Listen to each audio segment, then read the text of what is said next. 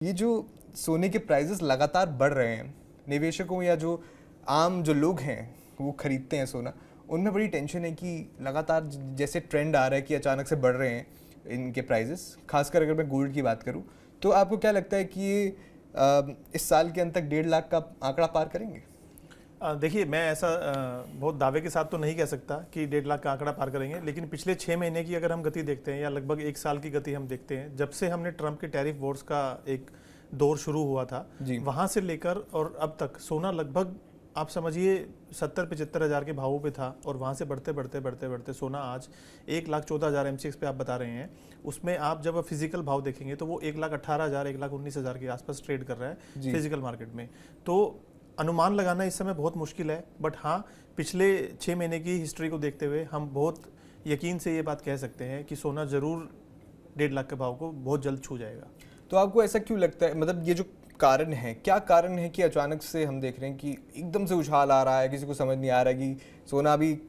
कुछ दिनों पहले तक 1 लाख के करीब आया था, वो रिकॉर्ड हाई था, अब फिर से ये नया रिकॉर्ड बन रहा है, हर रोज नए रिकॉर्ड बन रहे हैं। तो क्या कारण देख रहे हैं उसका? देखिए, जब भी पूरे वर्ल्ड में कहीं पे भी अस्थिरता होती है, अनसर्टेनिटीज होती हैं, जियोपॉलिटिकल टेंशन्स इतनी हो रही हैं, रोज़ रोज़ कहीं ना कहीं पे कोई वॉर हो जाती है या कहीं पे कुछ मिसाइल्स गिर रही होती हैं, इस तरह की जब चीज़ें हम देख रहे होते हैं तो लोग एक ऐसा सेफ हेवन ढूंढते हैं अपने इन्वेस्टमेंट्स के लिए। वहाँ पे उनको क्रिप्टो भी नहीं समझ में आता, वहाँ पे उनको शेयर मार्केट स्टॉक्स भी नहीं समझ में आते, और उनके पैसे जो FDs में होते हैं वहाँ पे भी वो अनसिक्योरिटी फील करते हैं, क्योंकि कहीं ना कहीं हर चीज़ पैसा घूम फिर के निवेश जो होता है वो स्टॉक्स में होता है। तो जब अनसर्टेनिटीज होती हैं तो वहाँ पे स्टॉक्स जो होते हैं बड़े